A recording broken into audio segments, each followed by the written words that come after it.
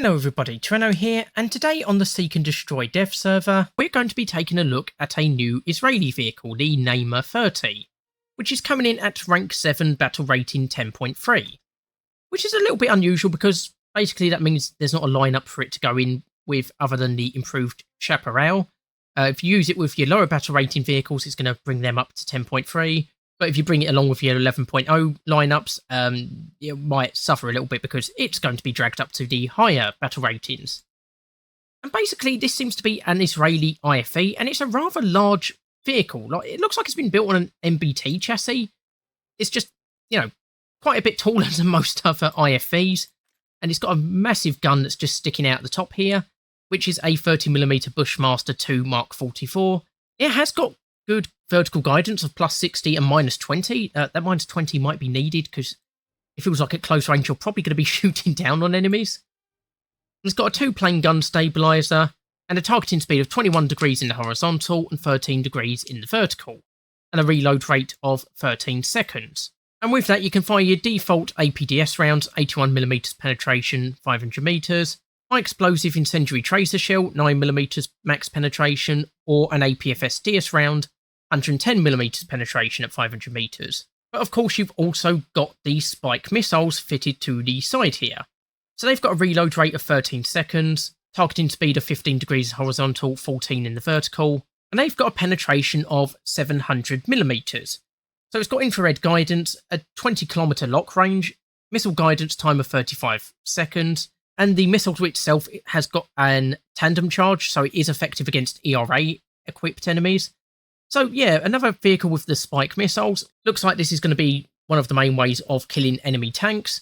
You do only carry the 2 missiles, unfortunately, so it looks like you're going to have to reload those missiles at the cap point. And then lastly, you've got your gunner optics with 10km range, track IRST, BVR mode, ACM mode, and a zoom of 3 times to 10 times zoom. Mod Commander has zoom of 3 times to 10 times. Now, when it comes to armor, it looks like some of it hasn't been implemented correctly, so if I get rid of external armor, I can just see through to the back of the vehicle. Although there is this external composite screen, but I can't imagine that is what is just there. Composite screens generally have to be attached to something, I would have thought. But with the actual upper hull front plate, it's got an effective thickness of about 70 to 140, 150mm effective armor thickness. So not the worst in the world. Might bounce a few shells, but against main battle tanks it will suffer a little bit. From the sides it only seems to be about 50mm. And then towards the rear of the tank it's only about 30mm. Although again you've got some places with composite screens. And again that hasn't been implemented properly because now I can see through to the front of the tank. And then for the mobility you've got your engine and transmission at the front here, so that will tank a few shots potentially. And it's got a top speed of 33 miles per hour on 8 gears when going forward, 14.4 miles per hour on 4 gears when in reverse. And you've got a crew of 3, so you've got your driver at the front here and your commander and gunner a little bit further back. And the commander can fire the main armament. And you can see some of the new damage modules, so you've got your electronic equipment, which potentially might affect the turret if that's damaged.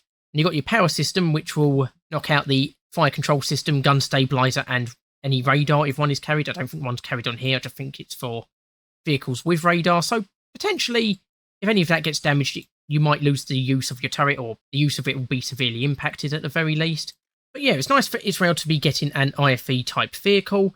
I'm not sure how effective it's going to be in game. Obviously, those spike missiles are very effective, but it is a very big, fairly lumbering vehicle by the looks of it. Well, it's not the slowest thing in the world. It's not the fastest either. And like I say, it's not really in a good place for any existing lineups at the moment. So we'll just have to see how players use it in game. But yeah, it's good that it's finally been implemented in War Thunder. Anyway, it's just a quick video looking at the Namer 30. Hopefully you've enjoyed it. I've been Treno, and I'll see you next time.